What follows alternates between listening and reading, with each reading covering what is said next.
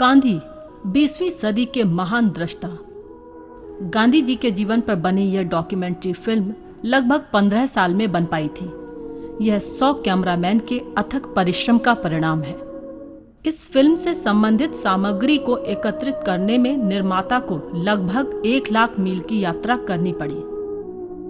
दुनिया के 4 महाद्वीपों से इसके फिल्म रोल एकत्रित किए गए। इस फिल्म के कुछ अंश सालों पहले बनाए गए थे, कुछ अंश कई तरह के खतरों के बीच सुरक्षित रखे गए थे, तो कुछ अंश भारी विरोध के बीच बनाए गए थे। गांधी जी के जीवन के कुछ अंश छूट भी गए हैं, मुख्य रूप से उनका बचपन और किशोरावस्था। दक्षिण अफ्रीका में उनका जीवन, जेल में बीता लंबा समय, उनके अनशन के दिनों से संबंधित कोई फिल्म या छायाचित्र उपलब्ध नहीं हो पाए थे। फिर भी गांधी जी से संबंधित उपलब्ध फिल्मों के एक उम्दा संकलन के रूप में हम इसे स्वीकार कर सकते हैं। अमेरिका के सैन फ्रांसिस्को की शिक्षण संस्था American academy of Asian studies इस फिल्म को प्रस्तुत करते हुए गर्व का अनुभव करती है। यह एकेडमी इस फिल्म से संबंधित चित्रों को एकत्र करने के लिए पूरी दुनिया घूमी थी। इसे इस रूप में बनाने में लेखिका श्रीमती एडिन मार्टिन ने अथक परिश्रम किया।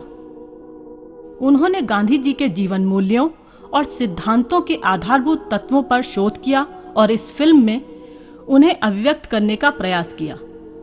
कोई भी फिल्म गांधी जी जैसे महान व्यक्ति की बहुमुखी प्रतिभा को पूरी तरह से चित्रित और प्रस्तुत नहीं कर सकती। फिर भी गांधी जी के बारे में एक सिलसिलेवार जानकारी उपलब्ध कराने में एकेडमी का लक्ष्य पूरा हुआ, ऐसा कहा जा सकता है। एकेडमी का उद्देश्य पूरब और पश्चिम को जोड़ना है। एकेडमी की इच्छा है कि पूरब और पश्चिम के बीच परस्पर सम्मानजनक संबंध विकसित हों। इन संबंधों से विश्व में आध्यात्मिक एकता और शांति की स्थापना में मदद मिलेगी।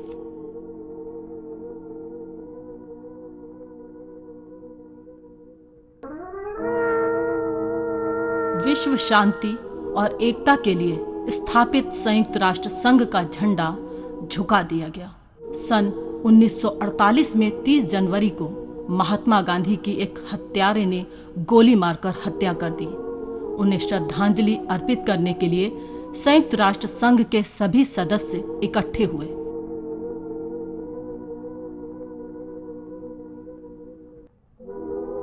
महात्मा गांधी वे किसी देश के राजा नहीं थे, किसी फौज के सेनापति नहीं थे, किसी देश के शासक या उच्च पदाधिकारी भी नहीं थे। फिर भी 20वीं सदी के वे एक महान शक्तिशाली व्यक्ति थे। It is fitting that we who sit here charged with the grave responsibility of maintaining peace among nations should pay tribute to this great Indian leader who over the years has done so much to bring home to his fellow countrymen the moral and spiritual lessons which are essential for the achievement of world peace and brotherhood. For China, Dr. Xiang. In recent decades, no other man typified the wisdom and the nobility of the old continent so well as Mahatma Gandhi. De La Tournelle for France. Gandhi, he said, Gandhi was the man who brought the principles of nonviolence into the political world.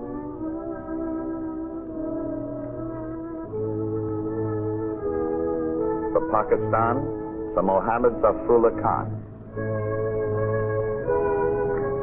His tragic death constitutes as grievous a loss to Pakistan as it is to India. Philip Noel Baker for the United Kingdom. He was the man who said that faith transcends reason. That God has his footstool where live the poorest and the loneliest and the lost. But our conviction that Gandhi has not lived and has not died in vain. And finally, for India itself, Mr. Gopalaswamy Iyengar. Our hearts are filled with an unspeakable grief. A great tragedy has overtaken us, the greatest perhaps in Indian history in recent years. As a matter of fact, we have lost our biggest man. If I may venture to say so, the world has lost its tallest man, judged by all moderners. And so the nations bowed their heads before the memory of all that had been and was represented by Mahatma Gandhi. And Lead Kindly Light, Gandhi's favorite hymn, was sung. And all over the hundreds of millions wept because he was gone.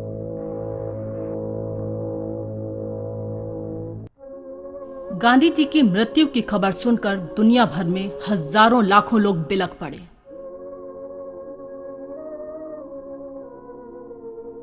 दुबला पतला शरीर, 5 foot 5 inch की लंबाई, कभी कभी 45 kilo से भी कम हो जाने वाला वजन, उनकी भौतिक संपत्ति इतनी ही थी। कमर में सिर्फ एक सीधी सादी खादी की धोती, 2 जोड़ी चप्पलें, 1 घड़ी, 1 जपमाला, 1 थूकदान, 1 डायरी और दाढ़ी बनाने का उस्तरा बस। Nobody will say in English. Our proceedings become protracted, and it is a tremendous task, a tremendous test upon your poor speaker to have to do justice to 2 languages and reproduce the same sentiments. You can easily understand that it can become even artificial. A man can pour out his soul only once.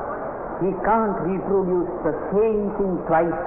If he does, then it becomes a feat of memory, but not a thing coming out of the deepest recesses of his soul.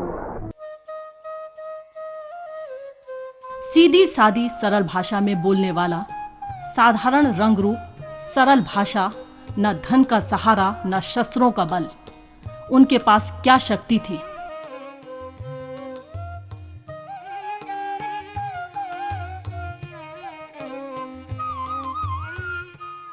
Mohandas Karamchand Gandhi का जन्म पश्चिमी भारत के गुजरात प्रदेश के पोरबंदर में सन 1869 में 2 अक्टूबर को हुआ था। जैसे कई नदियां मिलकर सागर बनाती हैं, वैसे ही कई परिस्थितियां मिलकर एक महान आत्मा को जन्म देती हैं। एक विशेष समय में, एक विशेष स्थान पर, एक विशेष सांस्कृतिक परिवेश में गांधी जी का जन्म हुआ। यही वह घर है जहां गांधी जी पैदा हुए और बड़े हुए। सन 1888 में गांधी जी कानून की पढ़ाई के लिए लंदन गए। कानून की पढ़ाई पूरी करने के बाद एक मुकदमे के सिलसिले में वे दक्षिण अफ्रीका गए और वहां के प्रवासी भारतीयों के कष्टों को दूर करने में सहज ही लग गए। सन 1912 में श्री गोपाल कृष्ण गोखले दक्षिण अफ्रीका आए। इन्हें गांधी जी ने अपना राजनीतिक गुरु कहा था। गोखले ने इस बैरिस्टर की उस आध्यात्मिक शक्ति को पहचाना जो साधारण मनुष्य को भी महान बना देती है। उन्होंने भविष्यवाणी की, यही भारत के भावी नेता हैं। उन्होंने सत्याग्रह की शक्ति को भी समझा, जिसे गांधी जी दक्षिण अफ्रीका में रंगभेद और उसके अत्याचारों के विरोध में सफलतापूर्वक प्रयुक्त कर रहे थे।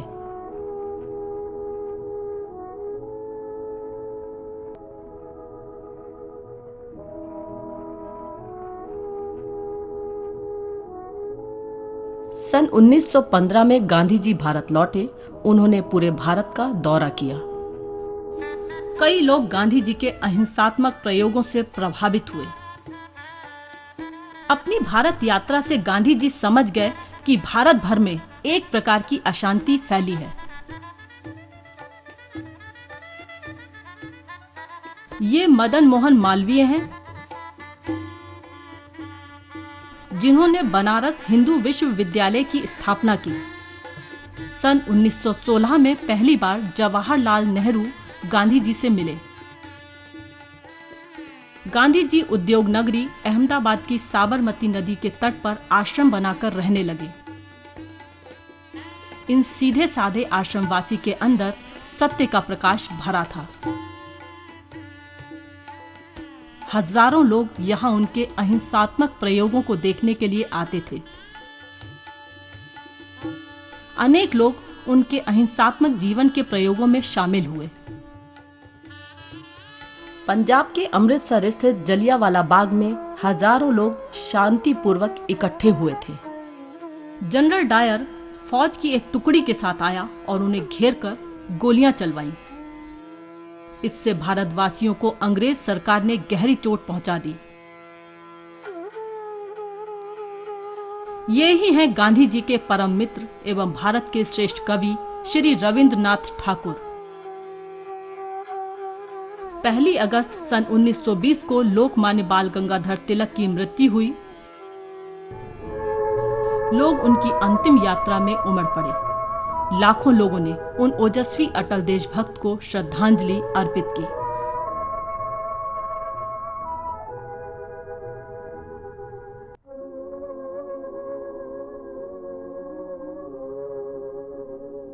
सन 1885 में स्थापित इंडियन नेशनल कांग्रेस ने हर साल भारत के विभिन्न भागों में अधिवेशन चलाया। 52वां कांग्रेस अधिवेशन। कांग्रेस के अधिवेशनों में लोग देश के कोने कोने से आते थे।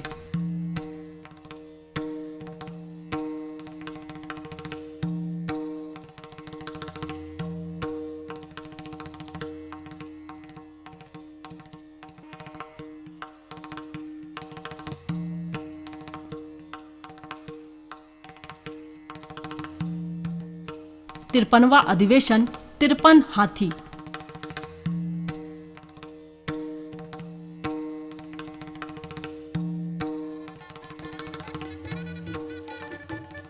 अखिल भारतीय राष्ट्रीय कांग्रेस की केंद्रीय समिति में 350 सदस्य होते थे। देश के हर भाग के प्रतिनिधि समिति में होते थे। कांग्रेस की कार्यकारिणी समिति में 50 सदस्य थे। गांधी जी के साथ मिलकर काम करने वाले कई नेता थे। उनमें से एक थे मोतीलाल नेहरू, जवाहरलाल नेहरू के पिताश्री। ये बड़े रईस थे।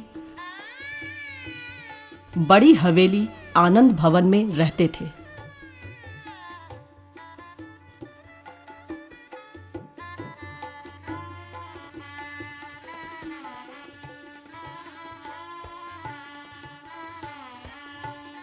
ये है अब्दुल गफ्फार खान, लड़ाकू सभाओं के पठानों को अहिंसा के मार्ग पर लाने वाले महान नेता। ये है श्री राजगोपालाचारी, भारत कोकिला कवित्री श्रीमती सरोजनी नायडू, अनन्य देशभक्त सुभाष चंद्र बोस, जवाहरलाल नेहरू जो बाद में स्वतंत्र भारत के प्रथम प्रधानमंत्री बने। उनके साथ हिंदू मुस्लिम एकता के प्रतीक मौलाना अबुल कलाम आजाद।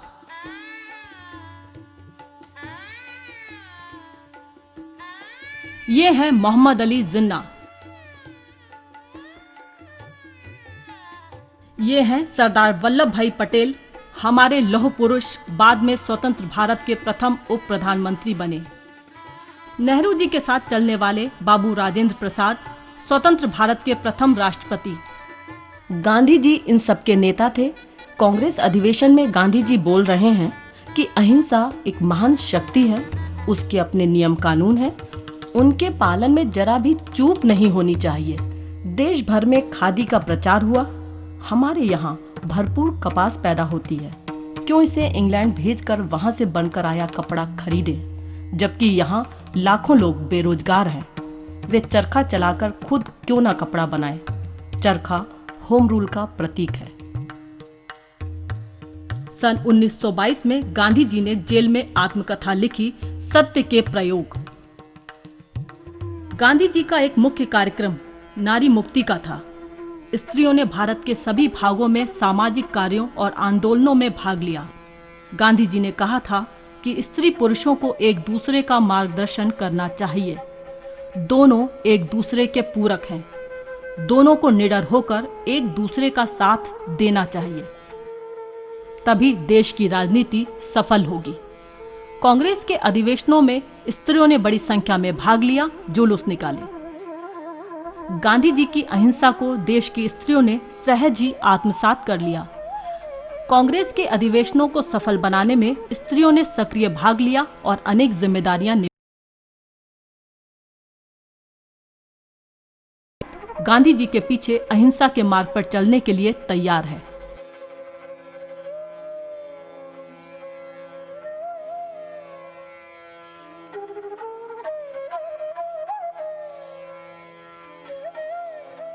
गांधी जी भारतीय परंपरा के अनुसार हाथ जोड़कर प्रणाम करते हुए आते हैं।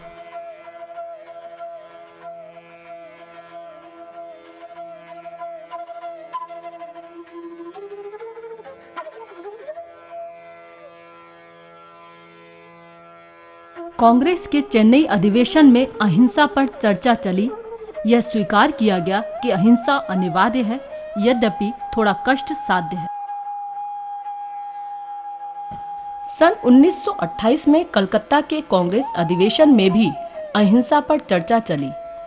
उसमें अहिंसा के पक्षधरों को कुछ सफलता और कुछ असफलता भी मिली।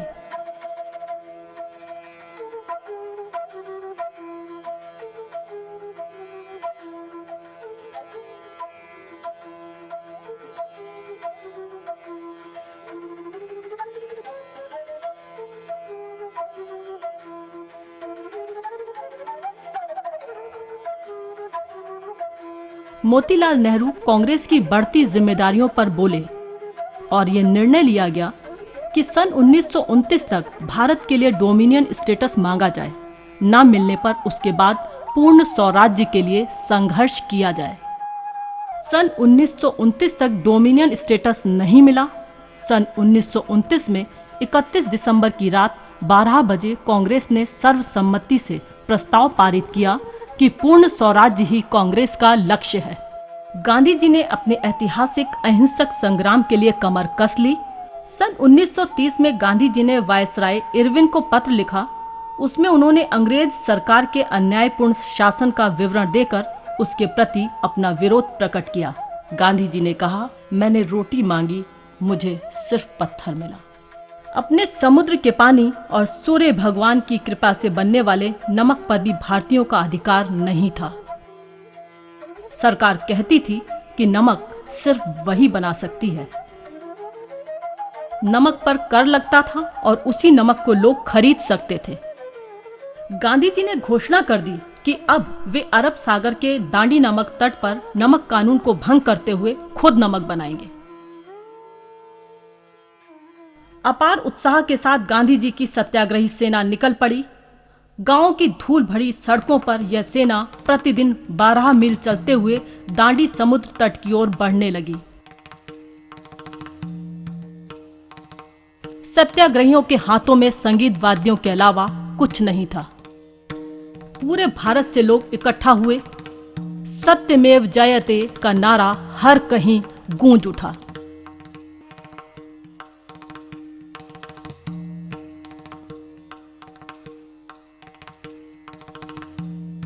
महिलाएं सत्याग्रहियों के माथे पर विजय तिलक लगाती थीं।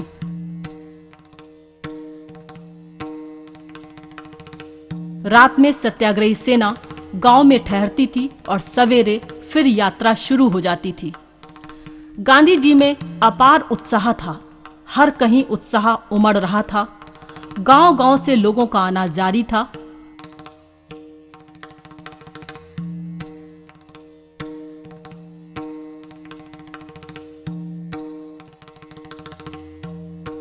गांधी जी पेड़ों की छाया तले उनके साथ बैठकर आत्मीयता के साथ उनसे बातें करते थे।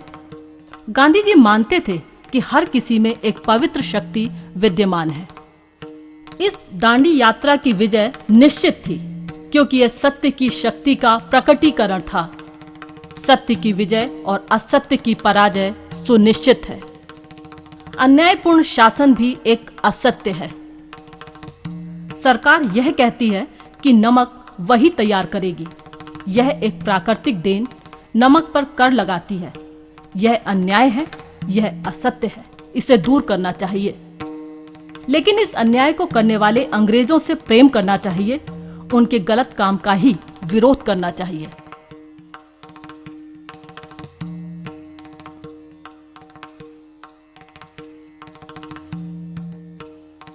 कांग्रेस के कई नेता गांधी जी की इस दांडी यात्रा में शामिल हुए। श्रीमती सरोजिनी नायडू गांधी जी के साथ यात्रा में शामिल हुई। हर गांव में लोगों ने यात्रा को रोककर सत्याग्रहियों का सम्मान किया। गांधी जी ने हर गांव में लोगों से बातचीत की। यह एक महान अहिंसात्मक प्रयोग हो रहा था। पूरी दुनिया इस प्रयोग को गौर से देख रही थी।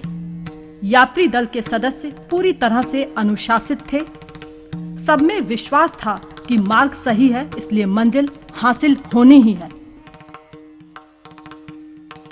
सरकार से सभी प्रकार की बातचीत, निवेदन विफल हो जाने पर अंत में कानून भंग का यह रास्ता अपनाया गया था। यह अंतिम निर्णय था। सत्याग्रहियों को यह कहने का अधिकार था कि सरकार गलत है। वे अहिंसात्मक विरोध प्रकट कर रहे थे।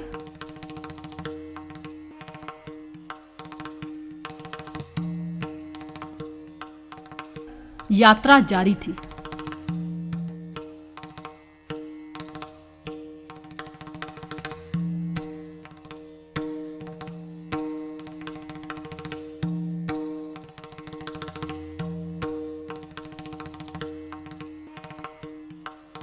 अंग्रेजों को पीड़ा पहुंचाने के लिए अगर हम एक उंगली भी उठाते हैं तो इस यात्रा का हमारा उद्देश्य नष्ट हो जाएगा। अहिंसा ही सत्य की शक्ति को प्रकट कर सकती है। यह अमेरिका या बर्तानिया या फ्रांस की तरह की क्रांति नहीं थी। यह शांतिमय क्रांति थी, अहिंसात्मक क्रांति थी।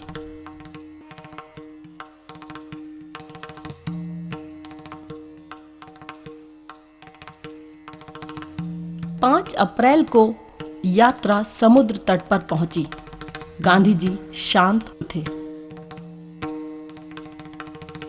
समुद्र स्नान किया और शांत भाव से एक मुट्ठी नमक हाथ में लिया। सरकार का नमक कानून अब टूट गया।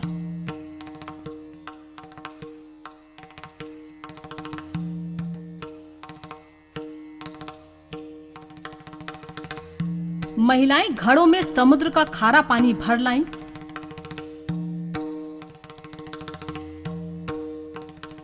जगह जगह चूल्हे जलाकर खारे पानी को उबालकर नमक बनाया जाने लगा। जगह जगह नमक की ढेरें लग गईं। यही नमक लोगों को वितरित किया गया।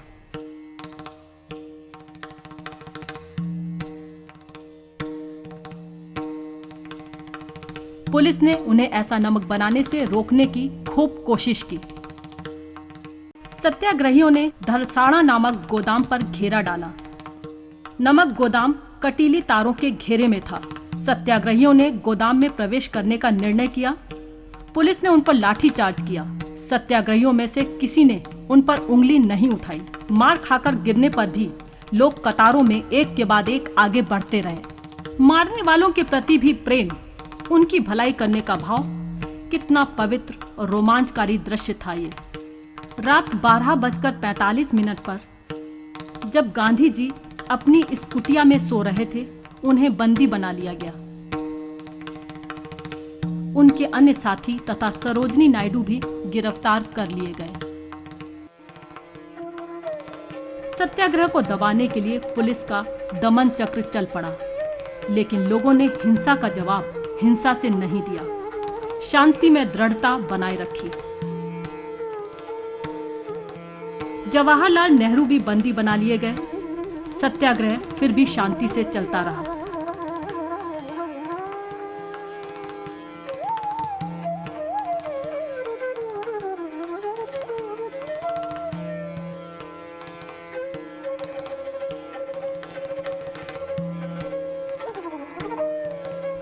राजगोपालाचारी, मोतीलाल नेहरू आदि भी बंदी बनाए गए। सत्याग्रह दबने के बजाय और तेज हो गया।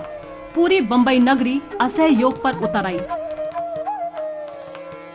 हजारों की संख्या में लोग जेल गए। क्या किसान, अध्यापक, छात्र, स्त्री और क्या पुरुष। ऐसे सत्याग्रहियों से जेलें भर गईं। उस साल दिसंबर में कांग्रेस का अधिवेशन नहीं हो पाया। सभी नेता जेल में जो थे। लाचार होकर सरकार ने गोलमेज सम्मेलन बुलाकर स्थिति से निपटने का निर्णय लिया। 25 जनवरी सन 1931 को वायसराय इरविन ने सभी नेताओं को रिहा करने की घोषणा की। गांधी जी भी रिहा हुए। लोगों में हर्ष की लहर दौड़ गई। सड़कों पर उतरकर लोग खुशियां मनाने लगे। कांग्रेस की कार्यकारिणी समिति के सभी सदस्य रिहा हुए। गांधी जी वायसराय से मिले। गांधी जी को वायसराय ने चाय पिलाई। गांधी जी ने उसमें एक चुटकी नमक डाला और कहा कि यह चाय मुझे बोस्टन चाय पार्टी की याद दिलाती है। सत्य की जीत, सत्याग्रह की जीत। समुद्र तटवासियों को नमक बनाने का अधिकार दिया गया। असहयोग आंदोलन वापस लिया गया। गांधी जी का अहिंसात्मक जन आंदोलन का ये प्रयोग सफल हुआ।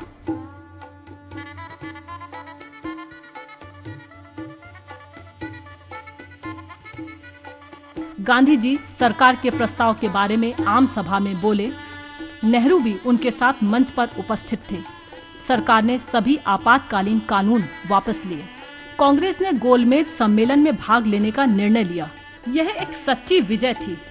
जगह जगह लोगों ने गांधी जी के प्रति अपनी श्रद्धा का इजहार किया। गांधी जी ने भारत के आत्मसम्मान को पुनः स्थापित किया। इस अहिंसात्मक आंदोलन में कई शहीद हुए। मोतीलाल नेहरू भी उनमें से एक थे। जेल से रिहा होने के बाद 6 फरवरी को उनका देहांत हो गया। कराची में संपन्न हुए कांग्रेस अधिवेशन में गांधी जी कांग्रेस के एकमात्र प्रतिनिधि चुने गए। उन्हें लंदन में होने वाली दूसरी गोलमेज सम्मेलन में भाग लेना था। पूरब का यह भारतीय नेता फिर एक बार पश्चिम जाने के लिए तैयार हुआ। 29 अगस्त को वे बंबई से रवाना हुए। उन्होंने कहा कि आप लोगों ने मुझ पर विश्वास किया है और मैं आपको धोखा नहीं दूंगा। यूरोप के देशों के प्रति उनकी सद्भावना थी। अमेरिका के मित्रों ने पूछा कि उनके देश के लिए उनका संदेश क्या है। गांधी जी ने जवाब दिया, उन्हें मेरा प्यार दीजिए। जहाज में गांधी जी हमेशा की तरह अपनी दिनचर्या में उत्साह के साथ लगे रहते थे। अपने सारे काम खुद कर लेते थे। वे बच्चों से बहुत प्यार करते थे। खुद वे बच्चों की तरह सरल थे। बच्चों के साथ खिलखिलाकर हंसते थे। गांधी जी और उनके साथी लंदन पहुंचे। गांधी जी खादी के सफेद वस्त्रों में थे। हंसी मजाक खूब करते थे। गांधी जी की सुरक्षा के लिए उनके चारों ओर खुफिया पुलिस खड़ी रहती थी। गांधी जी उन्हें अपना परिवार बताते थे। गांधी जी की टोली में उनके बेटे देवदास गांधी, मीरा बहन, श्रीमती सरोजिनी नायडू आदि थे। लंदन में भी गांधी जी की कमर में धोती, तन पर एक चादर, बस इतने ही कपड़े हुआ करते थे। संवाददाताओं से उन्होंने कहा, भारत के गरीब इससे अधिक कपड़े नहीं पहन सकते। आप लोग तो एक साथ 4-4 लिबास पहनते हैं। इंग्लैंड में दर्शकों की बाढ़ सी आ गई।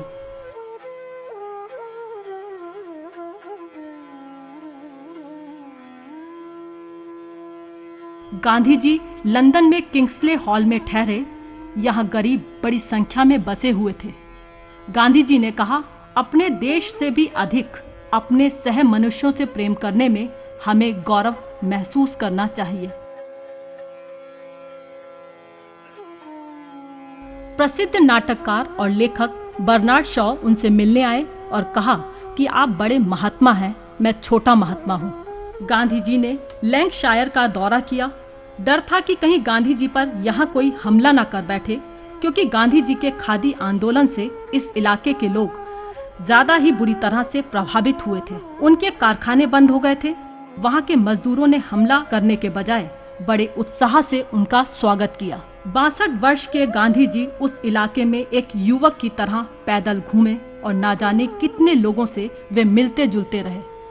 लोग कई कई घंटे इंतजार करके भी गांधी जी से मिलते थे। वे कहते थे, गांधी जी हमारे दिलों में बसे हुए हैं। गांधी जी ने गोलमेज सम्मेलन में भाग लिया। कुल 112 प्रतिनिधि थे। 23 लोग बरतानिया सरकार की ओर से थे। 23 लोग देश की विभिन्न रियासतों के और राजघरानों के थे। 64 लोग वायसराय द्वारा मनोनीत थे। सामान्य जनता के प्रतिनिधि गांधी जी समेत सिर्फ 2 ही व्यक्ति थे। गांधी जी ने देखा कि सम्मेलन में सब अलग अलग गुटों में बटे हुए हैं और सर्वजन हिताय के बजाय यहाँ तो अलगाव को ज्यादा ही तूल दिया जा रहा है। दलित वर्ग के लिए अलग प्रतिनिधित्व की चर्चा भी आई। अंग्रेजों और मुसलमानों के अलग प्रतिनिधित्व की बात भी चली। गांधी जी एकता पर जोर देते रहे। वे अखंडित भारत चाहते थे।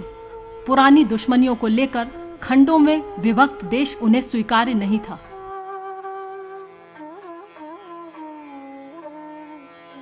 बरतानिया साम्राज्य में भारत संबंधी विषयों के सचिव श्री सैमुअल गांधी जी से मिले।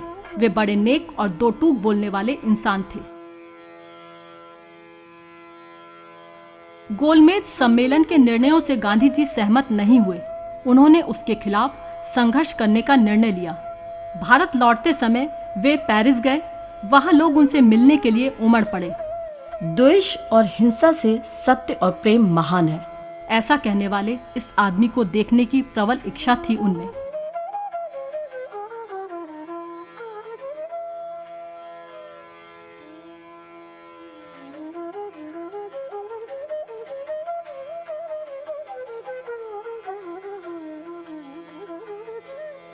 अमेरिका, जर्मनी, फिलिस्तीन, मिस्र, हंगरी, डेनमार्क आदि देशों से गांधी जी को निमंत्रण मिले, लेकिन वे उन्हें स्वीकार नहीं कर पाए।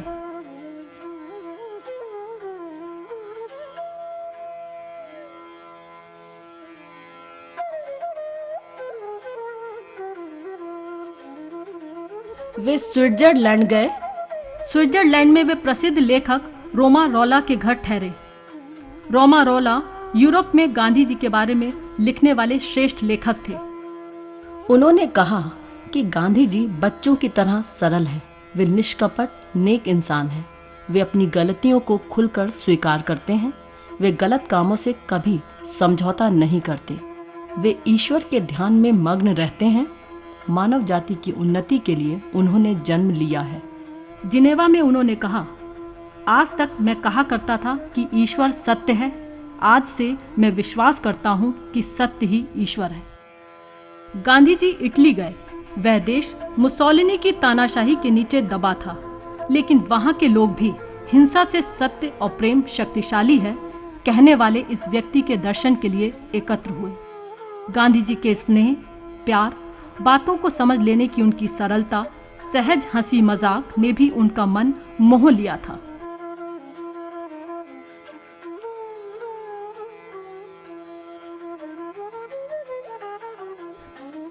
नए वायसराय विलिंगटन ने कांग्रेस के नेताओं को बंदी बनाने और उनकी संस्थाओं और उनकी संपत्तियों व खातों को जब्त करने के आदेश दिए। उन पर कई तरह के मुकदमे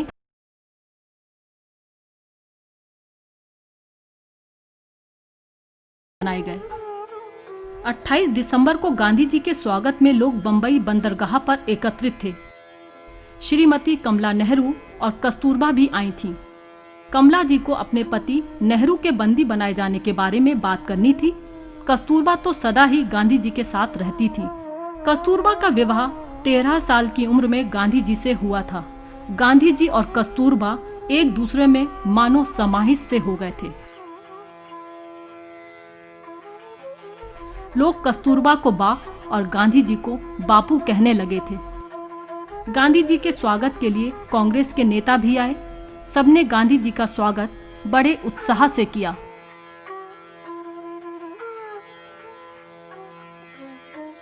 बापू घर पहुंचे। हर जगह उन्हें मालाएं पहनाई गईं। हर जगह हर्षोल्लास छाया था।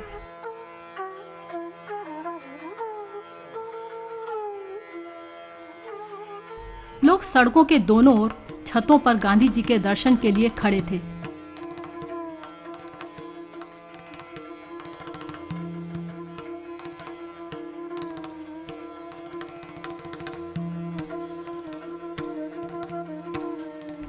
स्त्रियां बच्चों को गोद में लिए खड़ी थीं। गांधी जी उनकी आवाज थे। गांधी जी का दर्शन होने पर गांधी जी की जय का नारा गूंज उठता था।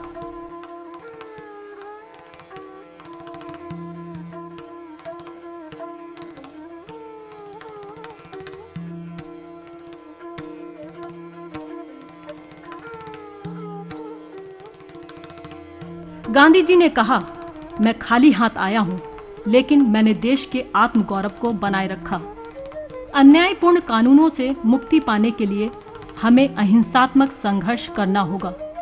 बुराई रूपी रोग को अपने अंदर से दूर करना होगा। भारत ने विश्व के लोगों से अपील की कि वे उनके आंदोलन का समर्थन करें। गांधी जी ने गोलमेज अधिवेशन के संबंध में एक वक्तव्य भी दिया।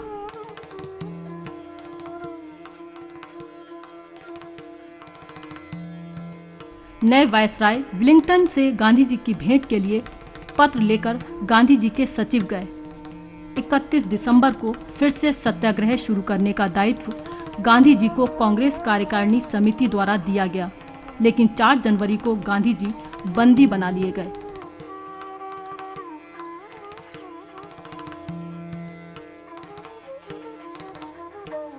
हरिजनों के लिए अलग प्रतिनिधित्व का मामला चरम सीमा पर पहुंच गया। गांधी जी ने कहा कि यह मामला भारत में भाईचारा और मानव जाति की उदात्त भावना से संबंधित है। गांधी जी हरिजन बस्ती में रहने लगे। ये हरिजन कौन है?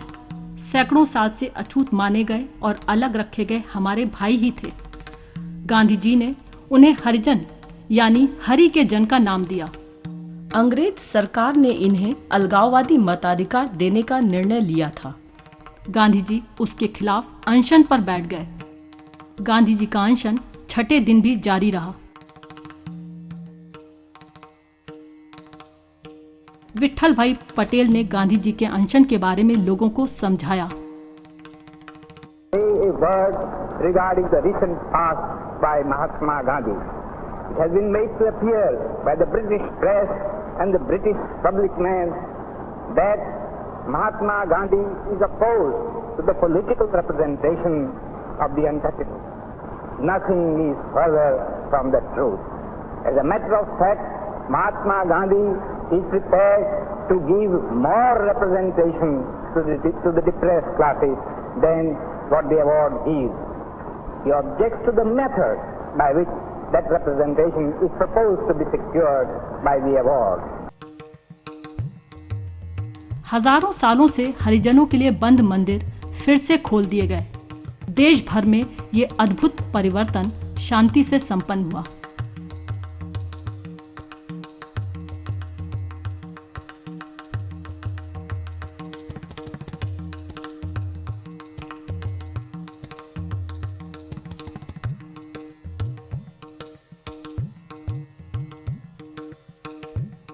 गांधी जी ने 7 नवंबर सन 1933 से अगले 7 महीने तक देशव्यापी दौरा किया और हरिजनों के प्रति सवर्ण जाति के लोगों का हृदय परिवर्तन करने की कोशिश की। हरिजनों की सेवा के लिए लोगों से दान मांगकर कोष इकट्ठा किया। वे कानून से ज्यादा हृदय परिवर्तन को महत्व देते थे। वे हरिजनों के यहाँ ठहरते थे, उनके साथ खाते पीते थे। गांधी जी प्रत्यक्ष सेवा कार्यों में लगे। वे लोगों को सत्य की खोज अपने अपने तरीकों से करने के लिए प्रेरित करते थे। वे राजनीति से हटकर सामाजिक एकता और समरसता के लिए काम करने लगे। देश में 7 लाख गांव हैं। भारत की आत्मा गांव में ही बसती है। गांव से गरीबी और अज्ञान को हटाने में गांधी जी जुट गए। इसके लिए उन्होंने 18 तरह के रचनात्मक कार्यों की योजना बनाई।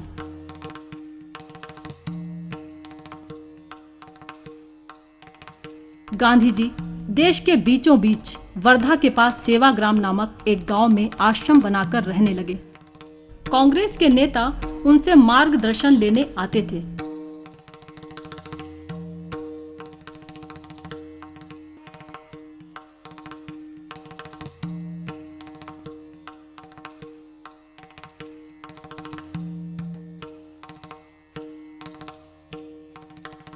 उनके ग्राम्य जीवन ने वहां सभी धर्मों के लोग आते थे।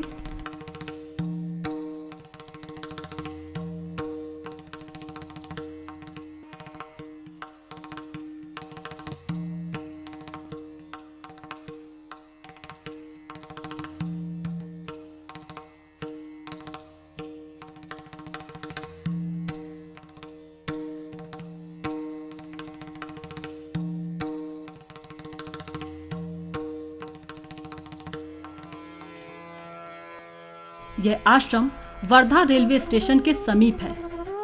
वहां आने वाले सभी लोग उनकी कुटिया में बैठकर उनसे चर्चा करते थे। गांधी जी के सचिव विश्व भर में गांधी जी के पत्र वहीं से लिखते और भेजते थे। इस आश्रम को केंद्र बिंदु बनाकर गांधी जी ने कई प्रयोग किए। भारतीय लोगों के खानपान के स्तर को ऊपर उठाने के प्रयोग, एक महाविद्यालय के अस्पताल की ओर बयान और तत्संबंधी प्रयोग, 7 लाख गांव में बिजली की शक्ति के बिना पानी की सिंचाई के प्रयोग,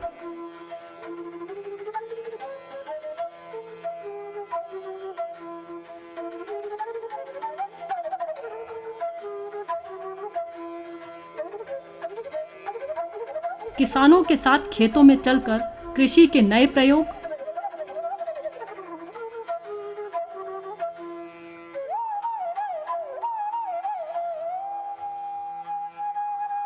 ताड़ के नीरा से गुड़ तैयार कराने के प्रयोग, गन्ने से शर्करा बनाने के प्रयोग। गांधी जी ने कहा, खुद उत्पादन करने से आत्मसम्मान बढ़ता है।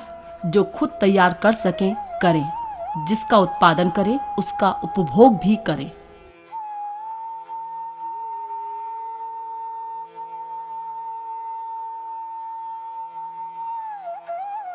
मशीनें अगर मनुष्य की सहायता करें तो ठीक है, लेकिन वे मनुष्य का शोषण न कर सकें।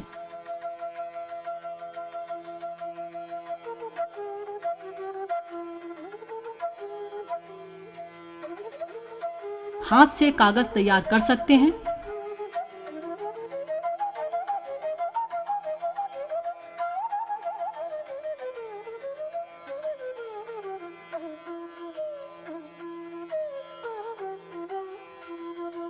गांधी जी हर चीज में रुचि ले रहे थे। सब सत्य के खोज के ही अंग थे।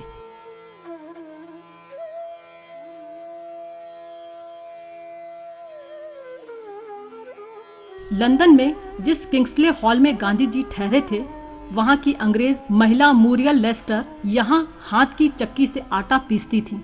गांधी जी का कहना था कि यदि गांव अपनी आवश्यकताओं को मर्यादित नहीं करते तो उनकी स्वतंत्रता बरकरार नहीं रह पाएगी।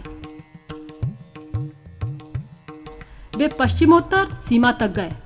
वह क्षेत्र लड़ाकू स्वभाव के माने गए पठानों का है। सीमा प्रांत के गांधी के नाम से प्रख्यात खान अब्दुल गफ्फार खान उन लड़ाकू पठानों को अहिंसा के मार्ग पर ले आए। गांधी जी पंजाब के सिखों से मिले और उनके गुरुद्वारे में मत्था टेका। सीमा प्रांत के अब्दुल गफ्फार खान गांधी जी के अनन्य अनुयायी थे।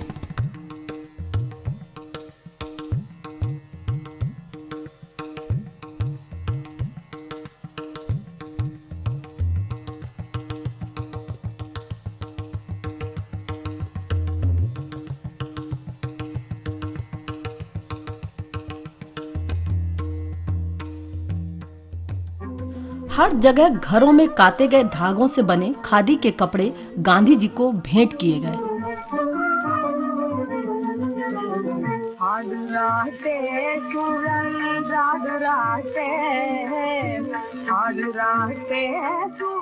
आज भी सूत कातना गांव में एक प्रमुख उद्योग है।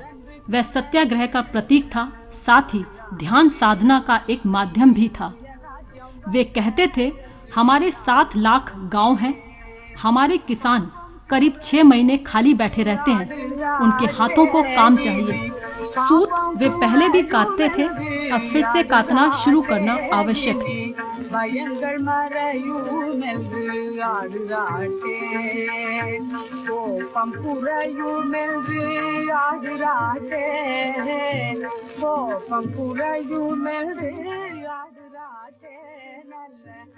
எண்ணங்கள் மிகுந்ததென்று ஆடுராட்டே ஆடுராட்டே ஆடுராட்டே சுழன்று சுழன்று சுழன்றாடுராட்டே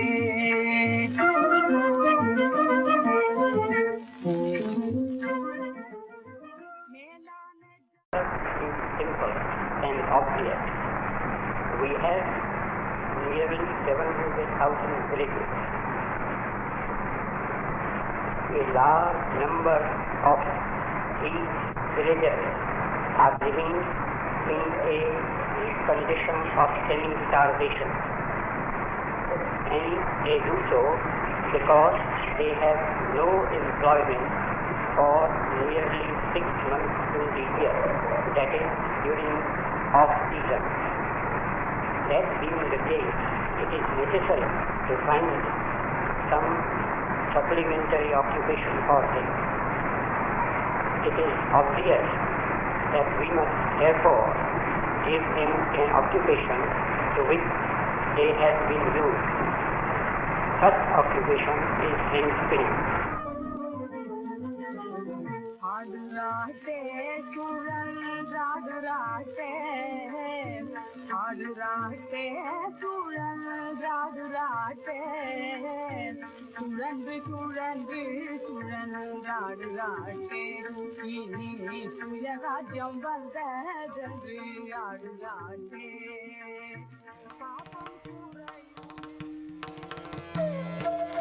आश्रम में बच्चे भी रहते थे। उनके साथ खेलने के लिए गांधी जी थोड़ा समय निकाल ही लेते थे।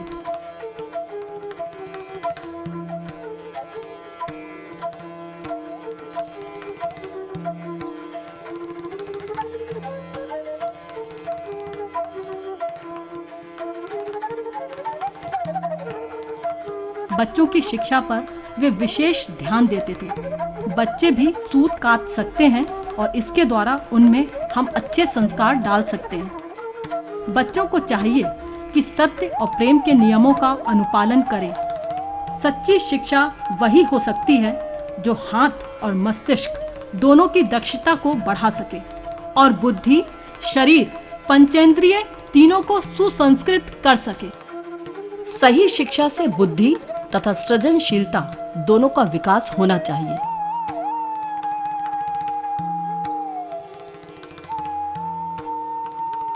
गांधी जी स्थानीय स्काउट शिविरों में जाकर सेवा की प्रेरणा देते थे। नई शिक्षा के लिए शिक्षकों के प्रशिक्षण के नए विद्यालय खोले गए। रचनात्मक कार्यों के द्वारा सच्चे स्वराज की ओर भारत आगे बढ़े, इसके प्रयास हुए।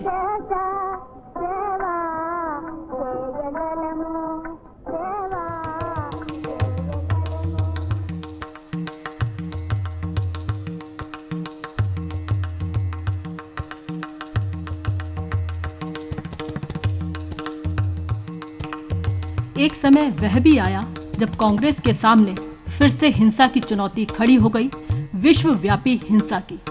दूसरा विश्व युद्ध छिड़ गया। गांधी जी को फिर रचनात्मक कार्यों से राजनीति की ओर मुड़ना पड़ा। इस बीच कांग्रेस के नेता बर्तानिया साम्राज्य के अंतर्गत ही हुए चुनाव में भाग लेकर जीत गए।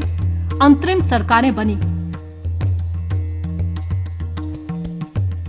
चेन्नई प्रांत में श्री राजगोपालाचारी, बंबई प्रांत में श्री खेर, संयुक्त प्रांत में श्री गोविंद वल्लभ पंत, मध्य प्रांत में श्री शुक्ल, बिहार में श्री सिन्हा और सीमांत प्रांत में श्री खान साहब मुख्यमंत्री बने।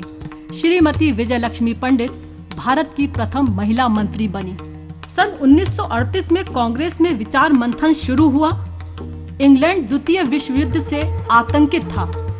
भारत इस अवसर पर क्या करे, यह कांग्रेस की चिंता का विषय था। गांधी जी ने पुनः साधन शुद्धि पर जोर दिया।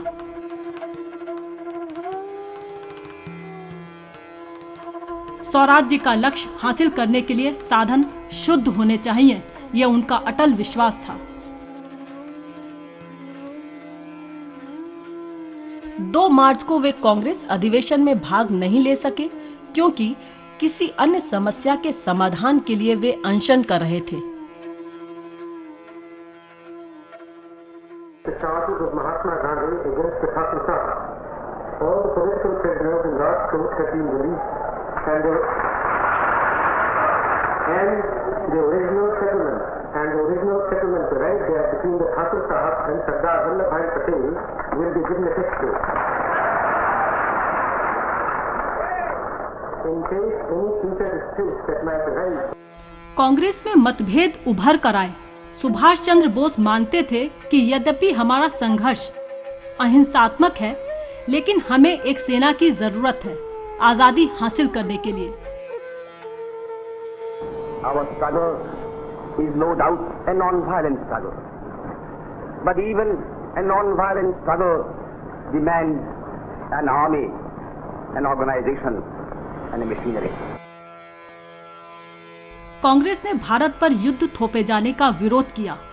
गांधी जी नहीं चाहते थे कि युद्ध में इंग्लैंड हारे या अपमानित हो, लेकिन उन्होंने कांग्रेसी नेताओं को युद्ध से दूर रहने की सलाह दी। उनका कहना था कि हिंसा का प्रतिरोध अहिंसा से होना चाहिए। द्वितीय विश्व युद्ध छिड़ गया। हिंसा को ही बढ़ावा देती है।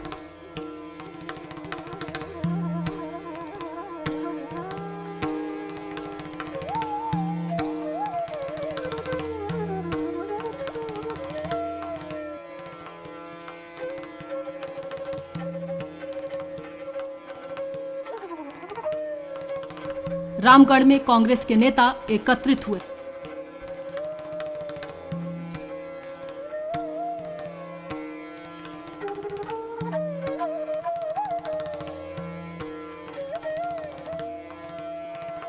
नेहरू जी और गांधी जी ने आपस में विचार विमर्श किया। अबुल कलाम आजाद और पटेल भी साथ थे। नेहरू जी ने कहा,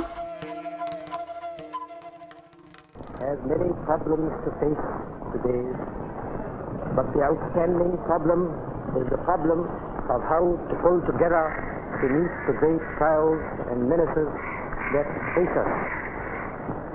The clock of destiny is ticking away, and war and danger hover over the world.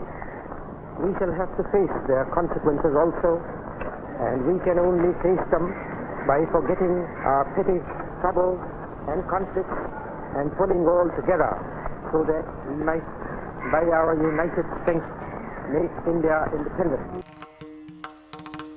Subhash Chandra Bose के संघर्ष के रास्ते पर चलने वालों के लिए अहिंसा का मार्ग कठिन होगा।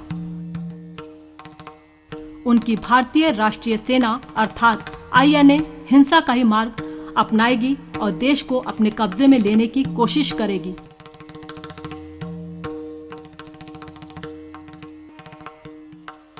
अगर INA ने जापानियों और नाजियों के इरादों को नहीं समझा तो वह उनका शिकार बन जाएगी।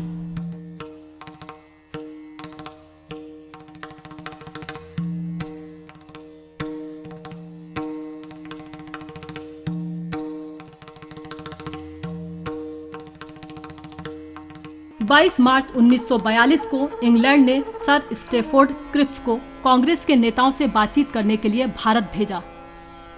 73 साल के गांधी जी अपने सहयोगियों के साथ बैठक में पधारे। गांधी जी ने एक ही बैठक में भाग लिया। क्रिप्स ने कुछ वायदे किए, युद्ध के बाद सारी व्यवस्था ठीक हो जाएगी ऐसा आश्वासन भी दिया। गांधी जी ने इसे दिवालिया बैंक का अगली तारीख का चेक कहा और वापस चले आए। मुस्लिम लीग जोर पकड़ रहा था। मोहम्मद अली जिन्ना उसके नेता बन चुके थे। जिन्ना, राजगोपालाचारी, जवाहरलाल नेहरू आदि ने बैठक में भाग लिया। बाहर लोगों की भीड़ आगे की कार्यवाही को जानने के लिए एकत्रित थी। गांधी जी ने कहा, अब अंग्रेजों से यही कहना है कि भारत छोड़ो। भारत छोड़ो आंदोलन देश भर में फैल गया। अंग्रेजों ने आंसू गैस का प्रयोग कर भीड़ को तितर बितर करने की कोशिशें की। गांधी जी भी पुणे के आगा खां पैलेस में नजरबंद किए गए। महादेव देसाई 24 साल गांधी जी के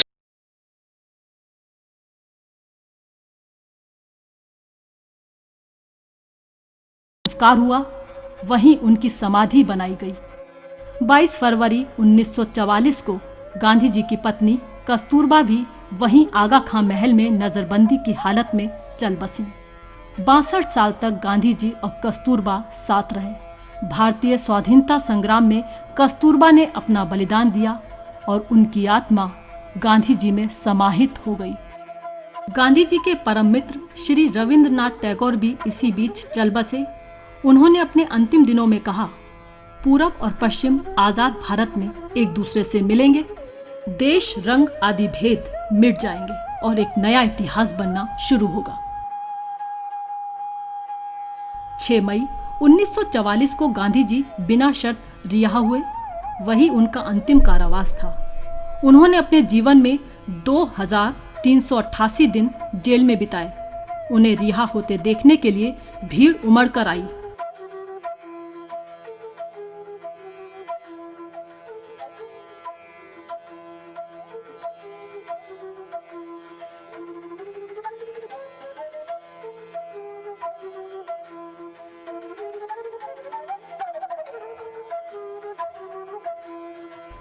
रिहा होने के बाद स्वास्थ्य लाभ के लिए गांधी जी मुंबई के समुद्र किनारे जुहू स्थान पर कुछ दिन ठहरे।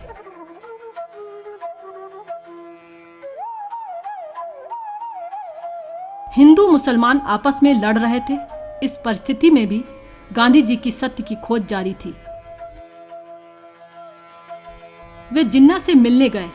अगर पहाड़ मोहम्मद के पास नहीं आता तो मोहम्मद पहाड़ के पास जाएंगे जैसी बात थी।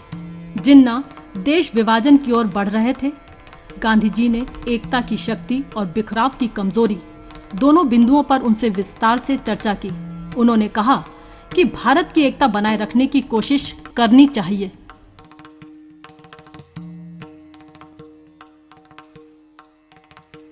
इंग्लैंड ने नया प्रतिनिधि मंडल भेजा।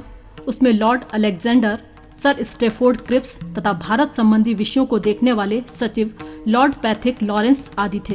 इन लोगों ने देश के कई हिस्सों का दौरा किया। गांधी जी, डॉक्टर अंबेडकर, मोहम्मद अली जिन्ना आदि कई नेता वायसराय भवन में इस प्रतिनिधि मंडल से मिलने गए।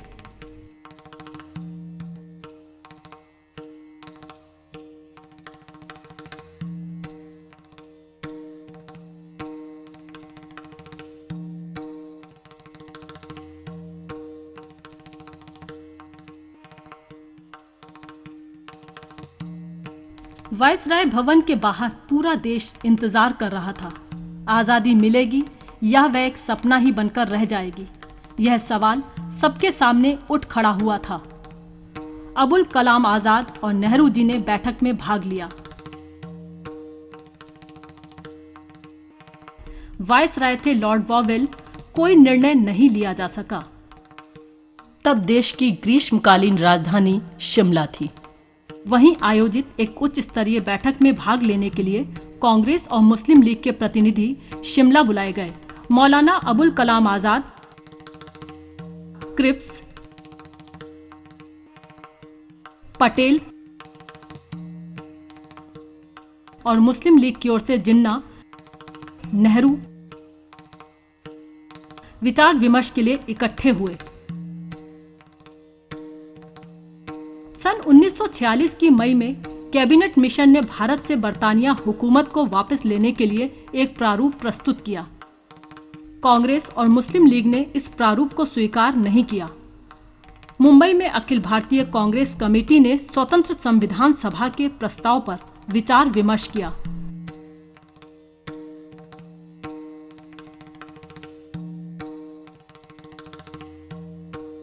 गांधी जी बैठे बैठे सूत काट रहे थे। उन्हें अंग्रेजों पर विश्वास था। सत्याग्रही अपने विपक्षी पर भी विश्वास रखता है। कांग्रेस के नेता बरतानिया साम्राज्य के अंदर ही अंतरिम सरकार बनाने के लिए राजी हुए। 12 अगस्त 1946 को लॉर्ड वॉवेल ने जवाहरलाल नेहरू को नई सरकार बनाने के लिए आमंत्रित किया। नेहरू जी ने उसे स्वीकार किया और देश के प्रमुख के रूप में उन्होंने सीमावर्ती सेना का निरीक्षण भी किया। गांधी जी ने भारत के जवाहर को बधाई दी। मुस्लिम लीग देश के विभाजन पर तुला हुआ था। हिंसा भड़क उठी थी। हिंदू मुस्लिम एक दूसरे की हत्या करने लगे थे।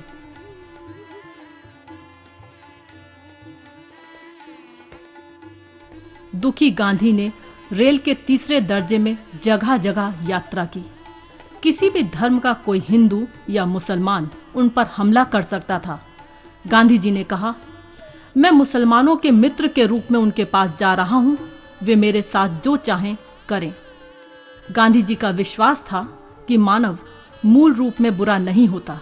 हिंसा क्षणिक भाव है, स्थायी भाव नहीं है। उन्होंने नोआखली की यात्रा की, जहां 80% मुस्लिम रहते थे। वे नंगे पैर गांव-गांव जाते और मुसलमानों के यहाँ ठहरते थे। गांधी जी 77 साल की उम्र में भी शांति के लिए अथक परिश्रम कर रहे थे। बिहार में जहां 80% लोग हिंदू थे, वहां गांधी जी ने यात्रा की। सुबह 4 बजे उठकर हिंसा से प्रभावित क्षेत्रों में 4 मील घूमते थे। साथ में थे उनके अब्दुल गफ्फार खान। हर जगह हिंसा और नफरत की आग भड़क रही थी। फिर भी गांधी जी यात्रा कर रहे थे। वे कहते थे कि मैं हिंदू हूं, मुस्लिम हूं, ईसाई हूं और फारसी हूं। वे प्रार्थना सभाओं में सभी धर्म ग्रंथों के मूल अंशों का पाठ कराते थे। उन्होंने लोगों से दृढ़ता से कहा, हिंसा करनी हो तो पहले मुझे मारो। इस बीच इंग्लैंड के प्रधानमंत्री एडली से वार्तालाप के लिए नेहरू और जिन्ना इंग्लैंड गए। जिन्ना मुस्लिमों के लिए अलग पाकिस्तान चाहते थे। नेहरू जी लंदन से भारत लौटे। उन्होंने कहा कि मैं देश के विभाजन को स्वीकार नहीं करूंगा। मुस्लिम लीग के प्रतिनिधित्व के बिना ही स्वतंत्र भारत के लिए संविधान सभा आयोजित हुई। भारत का संविधान बना। उस पर नेहरू जी, दर्शन शास्त्री डॉक्टर राधाकृष्ण आदि महान लोगों ने हस्ताक्षर किए। भारतीय संविधान इस तरह प्रारंभ होता है कि हम भारतीय नागरिक इस संविधान द्वारा निर्णय लेते हैं कि स्वतंत्र भारत को सत्ता सौंपने के लिए लॉर्ड माउंटबेटन आए, साथ में उनकी पत्नी भी आई। भारत को आजादी मिली। दिल्ली में लाल किले के सामने अपार भीड़ उमड़ी।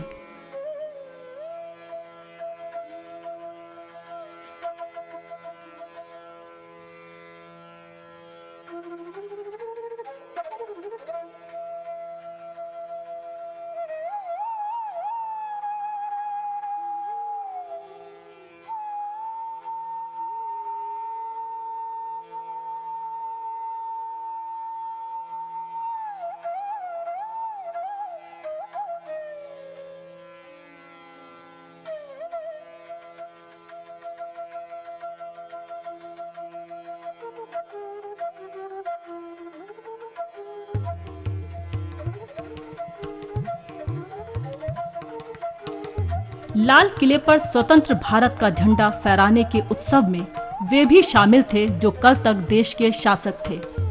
क्या अद्भुत नजारा था। गांधी जी की अहिंसक लड़ाई की विजय का ये महान दिन था। मनुष्य की आत्मशक्ति परम शक्तिशाली है।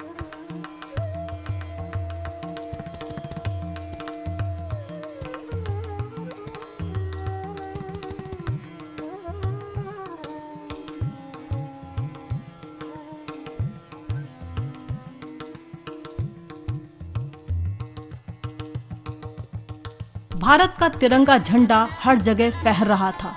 पूरे देश में खुशी की लहर थी।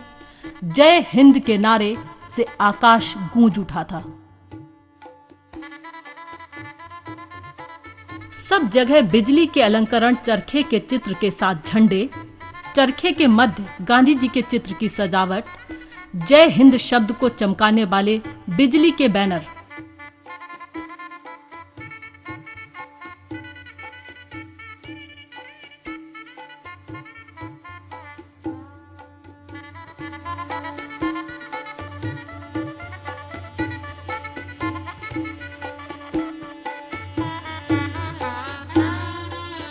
लेकिन गांधी जी आजादी के इस जश्न में शामिल नहीं हुए। भारत का विभाजन हो चुका था। पाकिस्तान एक अलग देश बन चुका था। गांधी जी ने आजादी के दिन उपवास रखा और प्रार्थना की। वे अंतर्मुखी थे और गहरे चिंतन में डूबे हुए थे। उन्हें स्वतंत्र भारत की भावी दिशा की चिंता थी। गांधी जी ने कहा, मेरे पास कोई अंतिम सत्य नहीं है। हर किसी को सत्य की खोज करनी है और उसका अनुसरण करना है। अंग्रेज सैनिक मित्रों के रूप में बाइज्जत विदा हुए। अहिंसा की यही शक्ति है। इन सैनिकों के खिलाफ बंदूकें नहीं उठाई गई थीं। उनके विरोध में गांधी जी का अहिंसक आंदोलन खड़ा हुआ था।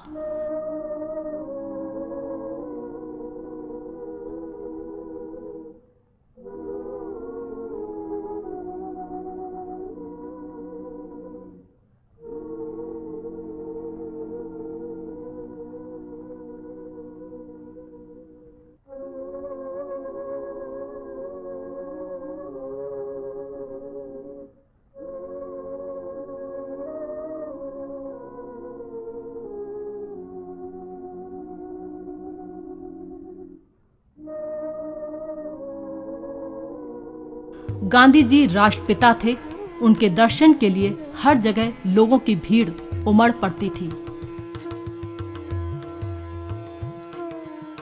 अंत में हिंदू मुस्लिम एकता के लिए गांधी जी ने अनशन प्रारंभ किया।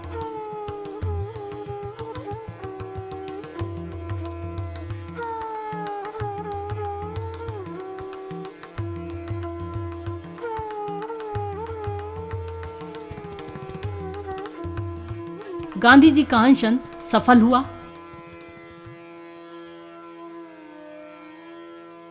गांधी जी ने अपना अनशन खत्म किया और हिंदू मुस्लिम दोनों संप्रदायों ने एक होकर हिंदू मुस्लिम भाई भाई के नारे लगाए। गांधी जी दिल्ली के बिड़ला भवन में ठहरे थे।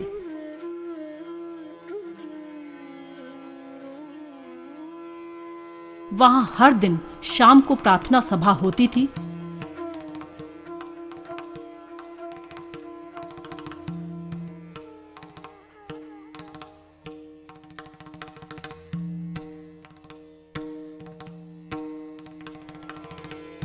सन 1948 की 20 जनवरी को एक हथगोला फेंका गया जो सौभाग्यवश उन पर नहीं गिरा। फिर भी गांधी जी ने किसी प्रकार की सुरक्षा व्यवस्था को स्वीकार नहीं किया। वे मन में बिना क्रोध के होठों में राम नाम के साथ मरना चाहते थे। सन 1948 की 30 जनवरी शाम 5:05 पर गांधी जी प्रार्थना सभा की ओर बढ़े। रास्ते में एक व्यक्ति उनके करीब आया, मानो वह गांधी जी के चरण स्पर्श करने जा रहा हो। लेकिन तभी अचानक उसने अपनी रिवॉल्वर से ताबड़तोड़ 3 गोलियां चला दी। हे राम कहते हुए गांधी जी गिर पड़े और उनके प्राण पखेरु उड़ गए। अंतिम यात्रा के लिए उनका पार्थिव शरीर एक सैनिक वाहन में रखा गया। 200 सैनिक उसे खींच रहे थे। यह गांधी जी की अंतिम यात्रा थी। 5.5 मील लंबी यात्रा 5 घंटे चली। लोगों का समुद्र उमड़ पड़ा था बापू की अंतिम झलक पाने के लिए। हर कहीं प्रार्थनाएं, हर कहीं विलाप। दिल्ली के राजघाट पर अंतिम संस्कार संपन्न किया गया। चिता 14 घंटे जली। गीता का वाचन हुआ। 60 साल पहले इसी गीता ने गांधी जी को सत्य और प्रेम का उपदेश दिया था। गांधी जी की अस्थियां एकत्रित की गईं। कलशों में 6 महाद्वीपों तथा भारत के सभी भागों में भेजी गईं। 14 दिनों के बाद अस्थियों का विसर्जन भारत की सभी नदियों तथा इलाहाबाद के त्रिवेणी संगम में संपन्न हुआ।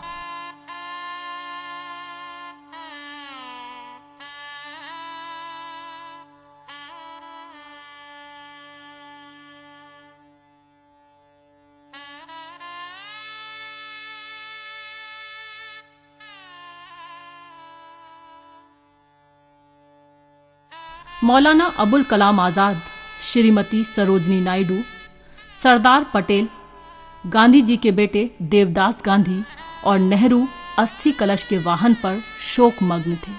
नेहरू जी ने कहा, इस देश को प्रकाश देने वाला वह दीप साधारण दीप नहीं था। वह दीप हमेशा हमें प्रकाश देता रहेगा। वह हजारों साल के बाद भी हमें प्रकाश देता रहेगा। वह सारी दुनिया को संबल देता रहेगा।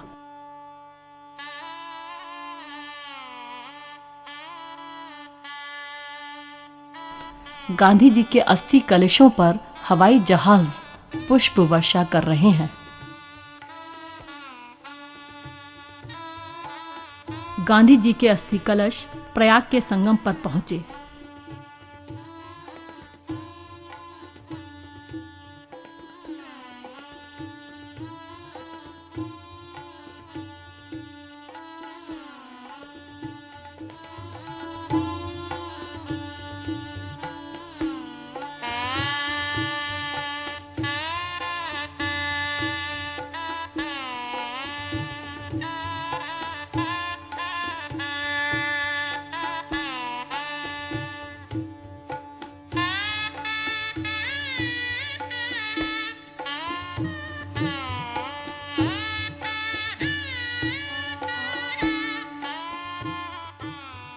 गांधी जी की अस्थियों का विसर्जन हुआ।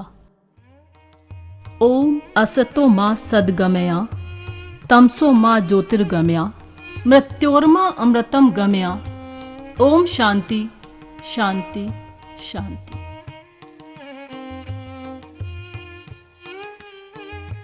भारत के जन जन के जीवन में महात्मा गांधी समा गए। उनके विचार अमर हैं और सदैव संसार को सही मार्ग दिखाते रहेंगे।